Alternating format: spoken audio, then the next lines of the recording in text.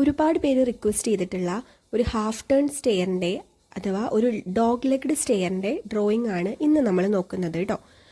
അപ്പം നിങ്ങളുടെ ടെക്സ്റ്റിലുള്ള അതേ മെഷർമെൻറ്റ്സിലാണ് ചെയ്യുന്നത്. അധികവും എക്സാമിനും ഈ സെയിം മെഷർമെൻറ്റ്സിൽ തന്നെയാണ് ക്വസ്റ്റ്യൻ ചോദിക്കാറുള്ളതും. സ്റ്റെയർ റൂമിൻ്റെ സൈസ് കൊടുത്തിട്ടുണ്ട് 3 മീറ്റർ ബൈ 2 മീറ്റർ ആണ്. Wall thickness 30 centimetre. Height of floor 2.975 metre. ത്രെഡിൻ്റെ വിടുത്ത് 25 സെൻറ്റിമീറ്റർ. റൈസിൻ്റെ ഹൈറ്റ് 17.5 സെൻറ്റിമീറ്റർ. ഇങ്ങനെയൊക്കെ മെഷർമെൻറ്റ്സ് കൊടുത്തിട്ടുണ്ട്. പിന്നെ ലാൻഡിങ്ങിൻ്റെ വിടുത്ത് 1 മീറ്റർ. RCC സ്ലാബിൻ്റെ തിക്നെസ് 12 സെൻറ്റിമീറ്റർ. ഹാൻഡ് റെയിലിൻ്റെ, ബാലുസ്റ്ററിൻ്റെ ഒക്കെ മെഷർമെൻറ്റ്സ് ക്വസ്റ്റ്യനിൽ കൊടുത്തിട്ടുണ്ട്. നമ്മളെടുത്ത് ഇതിൽ പറയുന്നത് അധികവും അതിൻ്റെ പ്ലാനും സെക്ഷണൽ എലിവേഷനും വരയ്ക്കാൻ വേണ്ടിയിട്ടാണ്. അപ്പോൾ ആദ്യം നമ്മൾ എന്ത് വരയ്ക്കണം? ഒരു ഡോഗ് ലെഗ് ഡെയറിൻ്റെ പ്ലാൻ വരയ്ക്കണം, ഈ പറഞ്ഞ മെഷർമെൻറ്റ്സ് ഒക്കെ നോക്കിയിട്ട് കേട്ടോ. അപ്പോൾ ഞാനിവിടെ നിങ്ങൾക്ക് ജസ്റ്റ് മനസ്സിലാവാൻ വേണ്ടിയിട്ട് ഒരു ഡോഗ് ലെഗ്ഡ് സ്റ്റെയറിൻ്റെ ഒരു സെക്ഷണൽ എലിവേഷൻ വരച്ചിട്ടുണ്ട്. സ്റ്റെയറിൻ്റെ കാര്യങ്ങളൊക്കെ ഒന്ന് പറയാൻ വേണ്ടിയിട്ടാണ്. അപ്പോൾ 180 ഡിഗ്രി ടേൺ ചെയ്യുന്ന സ്റ്റെയറിനെയാണ് സാധാരണ നമ്മൾ എന്ത് പറയാറ്? ഒരു ഡോഗ് ലെഗ്ഡ് സ്റ്റെയർ എന്ന് പറയാറ്. അതിന് 2 ഫ്ലൈറ്റ് ഉണ്ടായിരിക്കും. അത് ഇടയ്ക്ക് എന്ത് കൊടുത്തിട്ടുണ്ടായിരിക്കും? ഒരു ലാൻഡിങ് ഉണ്ടാവും. അതായത് ഒരു സീരീസ് ഓഫ് സ്റ്റെപ്പ് കഴിഞ്ഞിട്ട് ഒരു landing, then next series of steps, അങ്ങനെയായിരിക്കും കൺസ്ട്രക്ട് ചെയ്തിട്ടുണ്ടായിരിക്കുക. ഇനി ഇതിലിതേ ഈ സ്റ്റെപ്പിന് ഇങ്ങനെ പൊങ്ങി നിൽക്കുന്ന ഈ ഒരു പെർപെൻഡിക്കുലർ ആയിട്ടുള്ള ഭാഗത്തിനെയാണ് നമ്മൾ സ്റ്റെപ്പിന് റൈസ് എന്ന് പറയുന്നത്. ആൻഡ് നമ്മൾ ഫൂട്ട് വെക്കുന്ന അല്ലെങ്കിൽ കാല് വെച്ച് നമ്മൾ ചവിട്ടി കയറുന്ന ആ ഭാഗത്തിനെയാണ് നമ്മൾ ത്രെഡ് എന്ന് പറയാറുള്ളത്. പിന്നെ നമുക്ക് തന്നിട്ടുണ്ടായിരിക്കും ആ റൂമിൻ്റെ ഹൈറ്റ് ആയിരിക്കും. ഹൈറ്റ് എന്ന് ഉദ്ദേശിക്കുന്നത് അതിൻ്റെ ഫ്ലോർ ലെവൽ മുതൽ ആ ഒരു റൂമിൻ്റെ ഫ്ലോർ ലെവൽ മുതൽ അതിൻ്റെ റൂഫ് ലെവൽ വരെ ഉള്ള ഹൈറ്റ്. ചില കേസിൽ സെപ്പറേറ്റ് സ്ലാബ് തിക്നെസ് തന്നിട്ടുണ്ടാവും, ചില കേസിൽ ഒന്നിച്ച് ഉള്ള ഹൈറ്റ് ആയിരിക്കും കൊടുത്തിട്ടുണ്ടാവുക. അപ്പോൾ ഏതാണെന്നുള്ളത് നമുക്ക് ജസ്റ്റ് നോക്കി മനസ്സിലാക്കാവുന്നതേ ഉള്ളൂ കേട്ടോ. അപ്പോൾ ഹൈറ്റ് ഓഫ് റൂം നമുക്ക് ക്വസ്റ്റ്യനിൽ തന്നിട്ടുണ്ടായിരിക്കും. ഇവിടെ അത് തന്നിട്ടുണ്ട് 2.975 മീറ്റർ സംതിങ് എന്തോ ആണ് കൊടുത്തിട്ടുള്ളത്. അപ്പോൾ ഇത്രയും കാര്യങ്ങൾ നിങ്ങൾ മനസ്സിലാക്കണം. ഒരു 180 ഡിഗ്രി ടേൺ ചെയ്യുന്ന സ്റ്റെയർ ആണ് ഡോഗ് ലെഗ്ഡ് സ്റ്റെയർ എന്നുള്ള കാര്യം ഓർത്ത് വയ്ക്കുക. ഇനി നമുക്കതിൽ നിന്ന് കുറച്ച് അളവുകളും കാര്യങ്ങളൊക്കെ കണ്ടെത്താനുണ്ട്. അപ്പോൾ ഹൈറ്റ് ഓഫ് ഫ്ലോർ ക്വസ്റ്റ്യനിൽ കൊടുത്തിട്ടുണ്ട്. അതിന് ഞാൻ ജസ്റ്റ് മില്ലിമീറ്റർക്കാക്കി എഴുതിയിട്ടുണ്ട് കേട്ടോ, 2975 മില്ലിമീറ്റർ എന്ന്. ദെൻ റൈസും കൊടുത്തിട്ടുണ്ട് 17.5 സെൻറ്റിമീറ്റർ അഥവാ 175 മില്ലിമീറ്റർ. ഇനി ഈ 2 അളവുകളും വെച്ചിട്ട് നമുക്ക് അവിടെ എത്ര റൈസേഴ്സ് കൊടുക്കണം, അതായത് എത്ര സ്റ്റെപ്പുകൾ കൊടുക്കണം എന്നുള്ള കാര്യം മനസ്സിലാക്കണം. അപ്പോൾ അതിനുള്ള ജസ്റ്റ് ഒരു സിമ്പിൾ ഇക്വേഷൻ ആണ്. ആ ജസ്റ്റ് ഹൈറ്റ് ഓഫ് ഫ്ലോറിനെ ഒരു റൈസിൻ്റെ അളവ് കൊണ്ട് ഡിവൈഡ് ചെയ്തിട്ടുണ്ടെങ്കിൽ നമുക്ക് എത്ര റൈസറുകൾ കൊടുക്കണം എന്നുള്ളൊരു കാര്യം നമുക്ക് മനസ്സിലാവും. ഈ ഹൈറ്റ് ഓഫ് ഫ്ലോർ എന്ന് പറയുന്നത് ആ ഫുൾ ഹൈറ്റിനെയാണ് നമ്മൾ പറയുന്നത്. ഇവിടെ സ്ലാബ് തിക്നെസ്സും കൂടെ കൂട്ടിയിട്ടുള്ള അളവാണ് നമുക്ക് തന്നിട്ടുള്ളത്. അപ്പോൾ ആ ഫുൾ ഹൈറ്റിനെ ഞാൻ എന്ത് ചെയ്യാൻ പോവാണ്? ഒരു റൈസ് കൊണ്ട് ഡിവൈഡ് ചെയ്ത് കൊടുക്കുക. അപ്പോൾ നമുക്ക് എന്ത് മനസ്സിലാവും? ടോട്ടൽ എത്ര നമ്പർ ഓഫ് റൈസറുകൾ നമ്മൾ ആ ക്വസ്റ്റ്യനിൽ കൊടുക്കണം എന്നുള്ളത് കേട്ടോ. ഇവിടെ നമുക്ക് ഒന്നിച്ചുള്ള അളവാണ് തന്നിട്ടുള്ളതുകൊണ്ടാണ് ഞാനത് ഒന്നിച്ച് മാർക്ക് ചെയ്തിട്ടുള്ളത്. 2.975 മീറ്റർ ആണത്.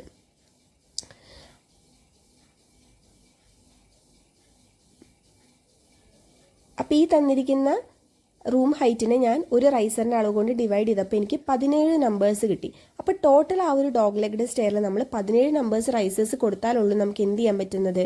ആ ഒരു ഹൈറ്റ് കവർ ചെയ്യാൻ പറ്റുള്ളൂ. ഇനി ഞാൻ എന്ത് ചെയ്യാൻ പോവാണ്? ഇതിനെ 2 ഫ്ലൈറ്റാക്കി ഡിവൈഡ് ചെയ്യാൻ പോവാണ്. അപ്പോൾ ഒരു ഫ്ലൈറ്റിൽ ഞാൻ 9 നമ്പർ റൈസ് കൊടുക്കാമെന്ന് ഫിക്സ് ചെയ്തു. അപ്പോൾ അവിടുത്തെ ത്രെഡിൻ്റെ എണ്ണം എന്തായിരിക്കും? ആ 9ൽ നിന്ന് 1 കുറച്ചാൽ കിട്ടുന്ന 8 ആയിരിക്കും അവിടുത്തെ ത്രെഡിൻ്റെ എണ്ണം, അല്ലേ? റൈസറിന് 1 കുറച്ചാലാണ് ത്രെഡിൻ്റെ എണ്ണം കിട്ടുക. ഇനി സെക്കൻഡ് ഫ്ലൈറ്റിൽ ഞാൻ റൈസറിൻ്റെ എണ്ണം കൊടുക്കുന്നത് മേലത്തേൽ നമ്മൾ 9 എണ്ണം കൊടുത്തു കഴിഞ്ഞു. അപ്പോൾ ഇനി അടുത്തതിൽ എത്രയായിരിക്കും? ടോട്ടൽ 17 ആണല്ലോ. ആ 17ന് മേലെ കൊടുത്ത് 9 കുറച്ച് കഴിഞ്ഞാൽ ബാക്കി 8 റൈസർ ആയിരിക്കും അടുത്ത ഫ്ലൈറ്റിൽ കൊടുക്കുന്നത്. ആ ഫ്ലൈറ്റിലുള്ള ത്രെഡിൻ്റെ എണ്ണം കാണാൻ ഈ കിട്ടിയ 8 റൈസറിന് 1 കുറയ്ക്കുമ്പം 7 നമ്പർ ത്രെഡും കിട്ടും. അപ്പോൾ ഇത്രയും കാര്യങ്ങൾ കാൽക്കുലേറ്റ് ചെയ്യാൻ നമ്മൾ ആദ്യം പഠിച്ചു വെക്കണം.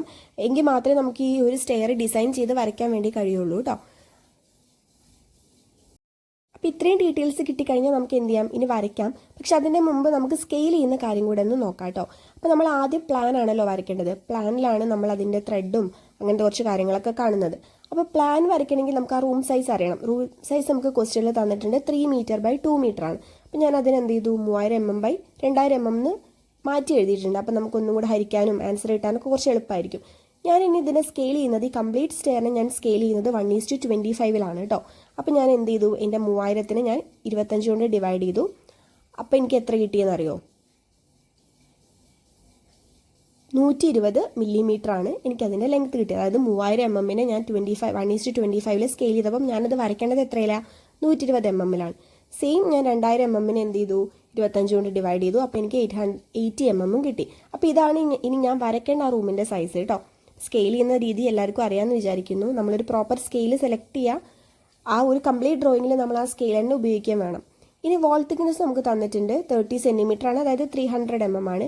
ഈ 300 ഞാൻ എന്ത് ചെയ്തിട്ടുണ്ട്, 1:25 സ്കെയിൽ ചെയ്തു. അപ്പോൾ വീണ്ടും 300നെ 25 കൊണ്ട് ഡിവൈഡ് ചെയ്തപ്പോൾ 12 എനിക്ക് വാൾ തിക്നെസ്സും കിട്ടിയിട്ടുണ്ട്. ഇങ്ങനെ ഓരോ അളവുകളെയും നമ്മൾ ഇനി 25 കൊണ്ട് ഡിവൈഡ് ചെയ്തിട്ട് വേണം അത് കിട്ടുന്ന അളവിൽ വേണം നമ്മൾ വരയ്ക്കാൻ. ഇതേ രീതിയിൽ നമുക്ക് ത്രെഡിനെയും സ്കെയിൽ ചെയ്ത് വെക്കാം. ത്രെഡിൻ്റെ വിടുത്ത് 25 സെൻറ്റിമീറ്റർ ആണ് തന്നിട്ടുണ്ടായിരുന്നത്, 250 അതിന് ഞാൻ എന്ത് ചെയ്തു, 25 വെച്ചിട്ട് ഡിവൈഡ് ചെയ്തപ്പം എനിക്ക് 10 ആയിട്ട് കിട്ടി. അതായത് 1 സെൻറ്റിമീറ്റർ ഉണ്ടായിരിക്കും അതിൻ്റെ ത്രെഡിൻ്റെ വീതി. പ്ലാനിൽ നമ്മൾ ത്രെഡാണല്ലോ കാണുന്നത്. അപ്പം നമുക്ക് ഫസ്റ്റ് അതിൻ്റെ പ്ലാൻ വരയ്ക്കാൻ വേണ്ടിയിട്ടുള്ള കുറച്ച് എസെൻഷ്യൽ ഡീറ്റെയിൽസും അത് സ്കെയിൽ ചെയ്താൽ കിട്ടുന്ന വാല്യൂസാണ് ഇപ്പം കാണിച്ചിട്ടുള്ളത്. ബാക്കിയൊക്കെ ഇനി നമുക്ക് അതിൻ്റെ വഴിയെ എന്ത് ചെയ്യാം, പറഞ്ഞു പോവാം കേട്ടോ. അപ്പോൾ ഫസ്റ്റ് എനിക്ക് കിട്ടിയിട്ടുള്ള റൂം സൈസ് ഞാൻ വരച്ചു കൊടുക്കണം. കാരണം ഈ ഒരു റൂമിൻ്റെ ഉള്ളിലാണ് ആ സ്റ്റെയർ കൺസ്ട്രക്ട് ചെയ്യുന്നത്. അപ്പോൾ ആ റൂമിൻ്റെ ഒരു പ്ലാൻ വ്യൂ എന്ത് ചെയ്യാം, നമുക്ക് വരച്ചു കൊടുക്കാം. 120 ലെങ്ത്തും 80 വിടുത്തിലുമാണ് ആ റൂം കൺസ്ട്രക്ട് ചെയ്യേണ്ടത്. അപ്പം ഞാനത് വരച്ചു കൊടുക്കുന്നുണ്ട് കേട്ടോ. അപ്പോൾ ഇതേ ഞാൻ ആ റൂം വരച്ചു കൊടുക്കാൻ വേണ്ടി പോവാണ്. 12 സെൻറ്റിമീറ്റർ വിടുത്തും 8 സെൻറ്റിമീറ്റർ ഹൈറ്റും എടുത്തിട്ട് റൂം വരച്ചിട്ട് കംപ്ലീറ്റ് ചെയ്യുന്നുണ്ട് കേട്ടോ.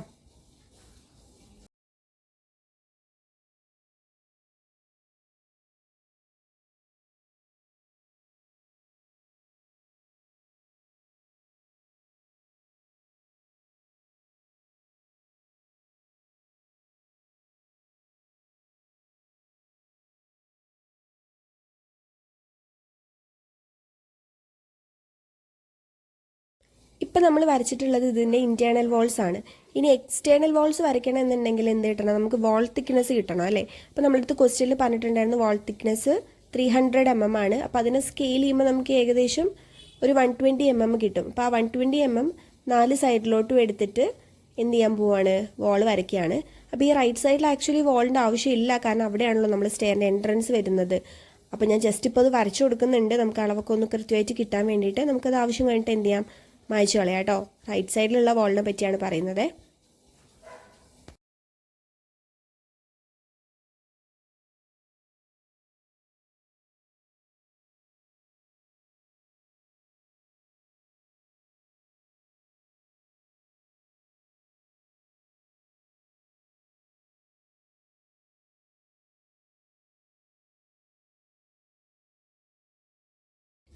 അപ്പോൾ ഇതേ ഈ ഇൻറ്റേർണൽ വാളിൻ്റെ ലെങ്ത്താണ് നമ്മൾ പറഞ്ഞിട്ടുള്ള 120 എന്ന് പറയുന്നത്. നമ്മൾ സ്കെയിൽ ചെയ്തതിന് ശേഷം കിട്ടിയ അളവാണത്. അതിൻ്റെ ആക്ച്വൽ ലെങ്ത്ത് 3000 ആണല്ലോ, അപ്പോൾ അത് അവിടെ എഴുതി കൊടുത്തിട്ടുണ്ട്. റൂമിൻ്റെ വിടുത്ത് എന്ന് പറയുന്നത്, എൻ്റെ ആക്ച്വൽ വിടുത്ത് എന്ന് പറയുന്നത് 2000 ആയിരുന്നു. അപ്പോൾ അതും ജസ്റ്റ് അവിടെ മാർക്ക് ചെയ്ത് കൊടുത്തിട്ടുണ്ട്. ഒന്നൊരു പെർഫെക്റ്റ് ഡയമെൻഷനിങ് അല്ല കേട്ടോ. നിങ്ങളിതെല്ലാം കറക്റ്റ് ചെയ്തിട്ട് വേണം വരയ്ക്കാൻ. ഒരു കറക്റ്റ് സ്കെയിലൊക്കെ വെച്ചിട്ട് തന്നെ വേണം നിങ്ങൾ ലെറ്ററിംഗ് ഒക്കെ ചെയ്യാൻ. ഞാനിപ്പോൾ ജസ്റ്റ് അത് നിങ്ങൾക്ക് പറഞ്ഞു തരാൻ വേണ്ടിയിട്ട് കാണിക്കുന്നേ ഉള്ളൂ. വാൾ തിക്നെസ് 300 ആണ് കേട്ടോ. അപ്പോൾ ഇനി അതിനകത്ത് നമുക്ക് വരയ്ക്കാനുള്ള ബാക്കി ആളുകളുടെ അളവുകളൊന്ന് നോക്കാം. ലാൻഡിങ്ങിൻ്റെ വിടുത്ത് കൊടുത്തിട്ടുണ്ടായിരുന്നു 1000 ആണെന്നുള്ള കാര്യം കേട്ടോ.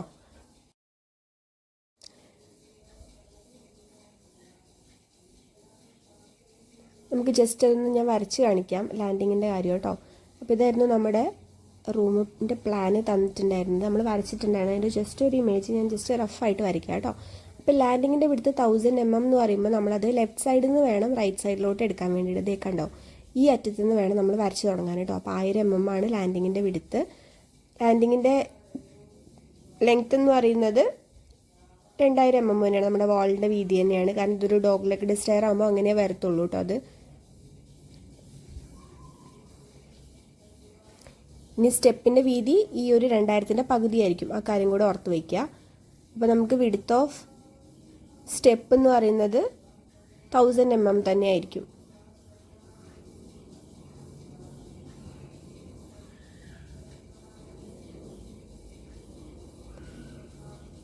ഇനി 1000 എടുക്കേണ്ടത് എവിടുന്നാന്ന് ഞാൻ പറഞ്ഞല്ലോ, ലെഫ്റ്റ് സൈഡിൽ നിന്ന് അങ്ങോട്ടേക്കാണ്.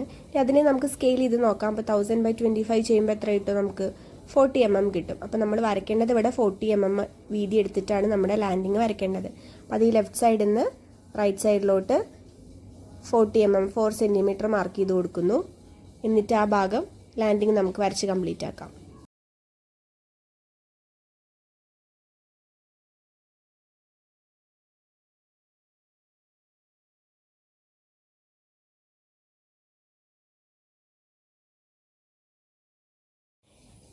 ഇനി ഇതിൻ്റെ പകുതി ആയിരിക്കും നമ്മുടെ സ്റ്റെപ്പിൻ്റെ വീതി. അപ്പോൾ അത് നമുക്ക് ഇവിടെ നിന്ന് ഇതേ ആ 2000-ൻ്റെ പകുതി എടുത്തിട്ട് ഞാൻ സ്റ്റെപ്പിൻ്റെ പോർഷനും കൂടെ വരച്ചു കൊടുക്കുന്നുണ്ട് കേട്ടോ. നിങ്ങളിത് ഡ്രാഫ്റ്ററൊക്കെ വെച്ച് വരയ്ക്കുമ്പോൾ കുറച്ചും കൂടി ഈസി ആയിരിക്കും. ഞാൻ സ്കെയിൽ വെച്ച് വരയ്ക്കുന്നതുകൊണ്ട് കുറച്ചൊരു ബുദ്ധിമുട്ടുണ്ട്, പ്ലസ് ഒരു പെർഫെക്ഷൻ കുറവൊക്കെ ഉണ്ട് കേട്ടോ. അപ്പോൾ ദേ 2 ലാൻഡിങ്ങിൻ്റെ പോർഷൻ നമുക്ക് കിട്ടിയിട്ടുണ്ട്. ഓരോ ലാൻഡിങ്ങും 1000 mm വീതമാണ് വീതി, അതായത് നമ്മൾ സ്കെയിൽ ചെയ്യുമ്പോൾ 40 mm വീതിയിൽ വരും. അപ്പോൾ അത് വരച്ചു കൊടുത്തിട്ടുണ്ട് കേട്ടോ. ഇനി നമുക്ക് ഇതിനകത്ത് എന്ത് ചെയ്യാം, ഓരോ ത്രെഡുകളും മാർക്ക് ചെയ്ത് കൊടുക്കാം. അതായത് നമ്മൾ പ്ലാൻ വ്യൂവിൽ നമ്മൾ എപ്പോഴും എന്തായിരിക്കും കാണുന്നത്, ത്രെഡ് ആയിരിക്കുമല്ലോ കാണുന്നത്. അപ്പോൾ ആ ത്രെഡാണ് ഇനി വരച്ചു കൊടുക്കാൻ പോകുന്നത് കേട്ടോ. അപ്പോൾ ഫസ്റ്റ് ഫ്ലൈറ്റിൽ നമുക്ക് 8 ത്രെഡുകളും സെക്കൻഡ് ഫ്ലൈറ്റിൽ നമുക്ക് 7 ത്രെഡുകളും ഉണ്ട്. ഓരോ ത്രെഡിൻ്റെ അളവ് നമുക്ക് തന്നിട്ടുള്ളത് 250 mm ആണ്. 250 അഥവാ 25 cm ആണ് ഒരു ത്രെഡിൻ്റെ അളവ് തന്നിട്ടുള്ളത്.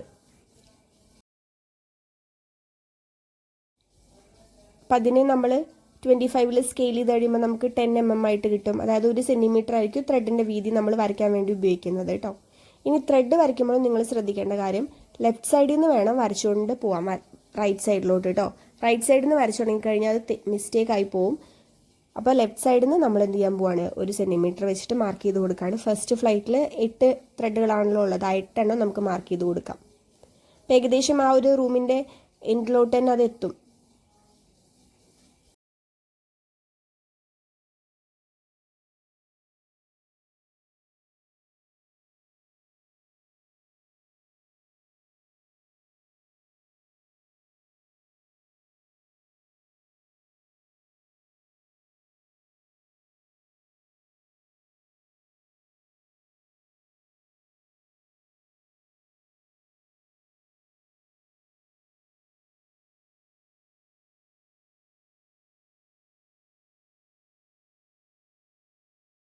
ഇതുപോലെ തന്നെ സെക്കൻഡ് ഫ്ലൈറ്റിലും വരയ്ക്കാം. സെക്കൻഡ് ഫ്ലൈറ്റിൽ 7 എണ്ണമാണ് ഉള്ളത്.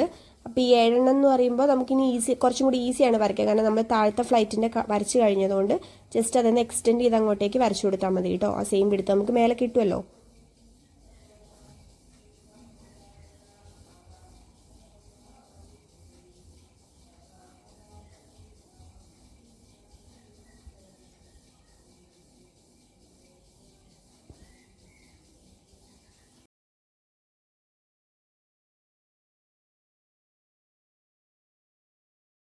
ജസ്റ്റ് ത്രെഡിനൊക്കെ ഒന്ന് നമ്പർ ഇട്ട് കൊടുക്കുന്നുണ്ട്, നിങ്ങൾക്ക് അതൊന്നും കൂടെ മനസ്സിലാൻ വേണ്ടിയിട്ട്.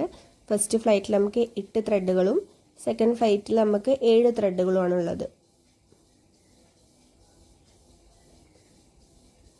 അതായത് അവിടെ നിന്ന് കയറി ഇതേ ഇങ്ങനെ നമ്മൾ മേലത്തെ ഫ്ലോറിലോട്ട് പോകുന്നു. അങ്ങനെയാണല്ലോ അതിൻ്റെ ഒരു ഓർഡർ ഇരിക്കുന്നത്. ഇനി നമുക്ക് ഈ റൈറ്റ് സൈഡിലുള്ള പോർഷൻ വേണേൽ ജസ്റ്റ് ഒന്ന് മായ്ച്ചു കൊടുക്കാം. കാരണം എന്താണെന്ന് വെച്ചിട്ടുണ്ടെങ്കിൽ അവിടെയാണല്ലോ നമ്മൾ ഓപ്പൺ ആയിട്ടുള്ള ഭാഗം വരുന്നത്. അപ്പോൾ അവിടെ നമ്മൾ വാൾ കൊടുക്കില്ല. കാരണം വാൾ കൊടുത്തു കഴിഞ്ഞാൽ അവിടെ നമുക്ക് ഉള്ളിലോട്ട് സ്റ്റെപ്പിലോട്ട് കയറാൻ കഴിയില്ലല്ലോ, അവിടെ ഓപ്പൺ ആയിട്ട് ഇടണമല്ലോ. അപ്പോൾ ഞാൻ ഫസ്റ്റ് പറഞ്ഞിരുന്നു വരച്ചപ്പോൾ ജസ്റ്റ് വരച്ചിട്ടേ ഉള്ളൂ. ലാസ്റ്റ് നമുക്കത് മായ്ച്ച് കളയാമെന്ന്. അപ്പോൾ അതേ ഇങ്ങനെയായിരിക്കും ഒരു എൻഡ് ഉണ്ടാവുന്നത്. അപ്പോൾ ആ എൻഡ് നമുക്ക് ജസ്റ്റ് ഒരു കട്ടിങ് പ്ലെയിൻ പോലെ വരച്ചു കൊടുക്കാം കേട്ടോ.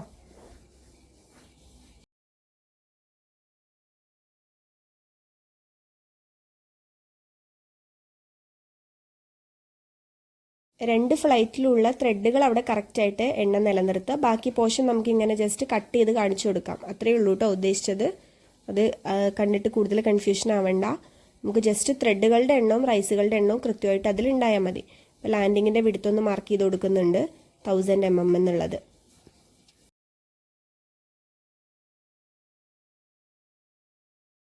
അടുത്ത് നമ്മൾ പ്ലാനിൽ കാണുന്ന ഒരു ഭാഗം എന്ന് പറയുന്നത് ഹാൻഡ് റെയിലിൻ്റെ ഭാഗമാണ്. അതായത് നമ്മൾ പിടിക്കുന്ന ഒരു ഭാഗമല്ലേ, സ്റ്റെപ്പിൽ നമ്മൾ പിടിച്ച് കയറുന്ന ഹാൻഡ് റെയിലിൻ്റെ പൈപ്പുകളൊക്കെ ഉണ്ടാവുമല്ലോ, അതാണ്. അപ്പോൾ അത് 2 ഫ്ലൈറ്റിലും എൻഡിലായിട്ടായിരിക്കും കാണുന്നത്.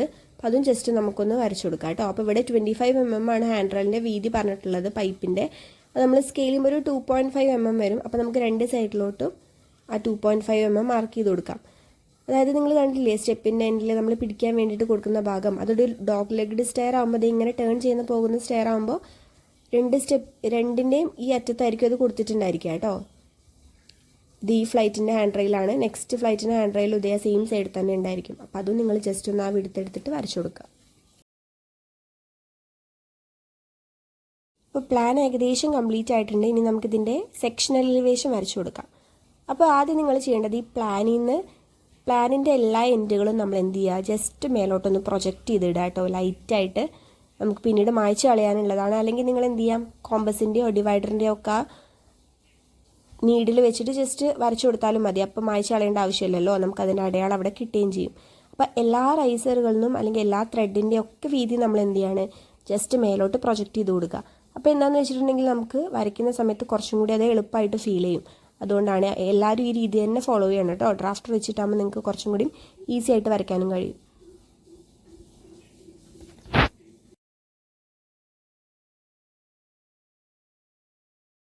ഇനി ഞാൻ അതിന് ജസ്റ്റ് ഒരു ബേസ് ലൈൻ വരച്ചു കൊടുക്കുന്നുണ്ട്. ഒരു ചെറിയ ഗ്യാപ്പ് വിട്ടിട്ട് പ്ലാനിൽ നിന്ന് ജസ്റ്റ് ഒരു സ്പേസ് വിട്ടിട്ട് ഇനി എന്ത് ചെയ്യാം, നമുക്ക് ഓരോ റൈസറുകളും പ്രൊജക്റ്റ് ചെയ്ത് വരച്ചു കൊടുക്കാം കേട്ടോ. അപ്പോൾ റൈസർ എന്ന് പറഞ്ഞിട്ടുണ്ടെങ്കിൽ ഈ പ്ലാൻ വ്യൂവിൽ നമ്മൾ ആ ലൈനായിട്ട് കാണുന്നതാണ് ഒരു റൈസറിനെ റെപ്രസെൻറ്റ് ചെയ്യുന്നത്. അപ്പോൾ റൈസറിൻ്റെ അളവ് നമുക്ക് തന്നിട്ടുണ്ടായിരുന്നു 175 മില്ലിമീറ്റർ ആണ്. അതിനെ 25 സ്കെയിൽ ചെയ്ത് കഴിയുമ്പോൾ 7 mm ആയിട്ട് നമുക്ക് കിട്ടും. അപ്പോൾ ആ 7 mm ആണ് നമ്മൾ ഓരോ റൈസറിനെ ഹൈറ്റ് ആയിട്ട് വരച്ചു കൊടുക്കുന്നത്.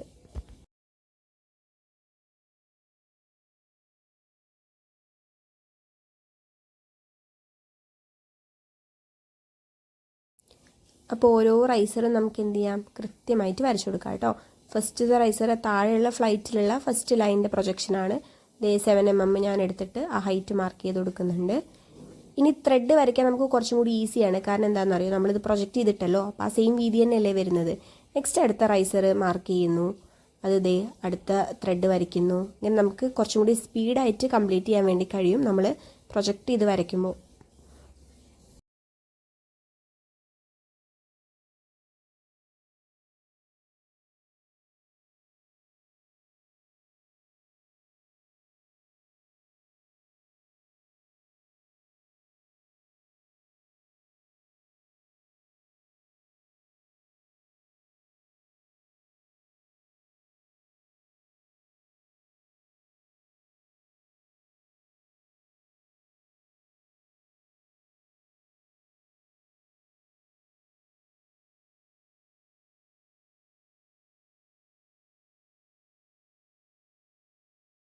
ഇനി നിങ്ങൾ ശ്രദ്ധിക്കേണ്ടത് അവസാനത്തെ റൈസറും നമ്മൾ പ്രൊജക്റ്റ് ചെയ്ത് വരച്ചതിന് ശേഷം മാത്രമേ ആ ഒരു ഫ്ലൈറ്റ് അവസാനിപ്പിക്കാൻ പാടുള്ളൂ. അവസാനത്തെ റൈസറും വരച്ചു കഴിഞ്ഞാൽ പിന്നെ നമ്മൾ നേരെ അത് ലാൻഡിങ്ങിലോട്ടാണ് എത്തുന്നത്. ഇപ്പോൾ ഫസ്റ്റ് ഫ്ലൈറ്റ് സക്സസ്ഫുള്ളി നമ്മൾ കംപ്ലീറ്റ് ചെയ്തു. അവിടെ 9 റൈസറുകളും 8 ത്രെഡും നമുക്ക് കിട്ടി. നമ്മൾ ഫസ്റ്റ് ലാൻഡിങ്ങിലും എത്തി. ഇനി അവിടെ നിന്നാണ് നമ്മൾ ടേൺ ചെയ്യുന്നത്. ടേൺ ചെയ്ത് നെക്സ്റ്റ് ഫ്ലൈറ്റിലോട്ട് തിരിയുന്നത്. അപ്പം ഇതേപോലെ തന്നെ നമ്മൾ എന്ത് ചെയ്യാൻ പോവാണ്, സെക്കൻഡ് ഫ്ലൈറ്റും വരയ്ക്കുകയാണ് കേട്ടോ. അപ്പം നമ്മൾ ഈ വരയ്ക്കുന്നതിൻ്റെ സെക്ഷണൽ എലിവേഷനാണ് ഇതിലൂടെ കട്ട് ചെയ്തിട്ട് നമ്മൾ മേലോട്ട് നോക്കുന്ന ഒരു സെക്ഷണൽ എലിവേഷനാണ് നമ്മൾ വരയ്ക്കുന്നത് കേട്ടോ. ഇനി സ്റ്റാർട്ടിങ്ങിൽ പറയാൻ വിട്ടുപോയേ, അതിപ്പോൾ ജസ്റ്റ് ഒന്ന് നോട്ട് ചെയ്യാം നിങ്ങൾ. അപ്പോൾ ഫസ്റ്റ് ഫ്ലൈറ്റിന് ശേഷം നമുക്ക് എന്ത് ചെയ്യാം, അതുപോലെ തന്നെ സെക്കൻഡ് ഫ്ലൈറ്റും കംപ്ലീറ്റ് ചെയ്യാം. സെക്കൻഡ് ഫ്ലൈറ്റിൽ 8 റൈസും 7 ത്രെഡും ആണുള്ളത്. അപ്പോൾ ഫസ്റ്റ് റൈസ് ഞാൻ പ്രൊജക്റ്റ് ചെയ്ത് കൊടുക്കുകയാണ്. അത് എവിടെയാണോ മറ്റ് ഫ്ലൈറ്റ് അവസാനിച്ചത് അവിടെ നിന്ന് തന്നെ വേണം നമ്മൾ മേലോട്ട് സ്റ്റാർട്ട് ചെയ്യാൻ കേട്ടോ. അപ്പം അതും 7 mm എടുത്തു. നെക്സ്റ്റ് അതിൻ്റെ ത്രെഡ് വരച്ചു കൊടുക്കുന്നു. ഇങ്ങനെ റിപ്പീറ്റഡ്ലി നമ്മൾ അവസാനത്തെ റൈസ് വരെ വരച്ചു കൊടുക്കുക.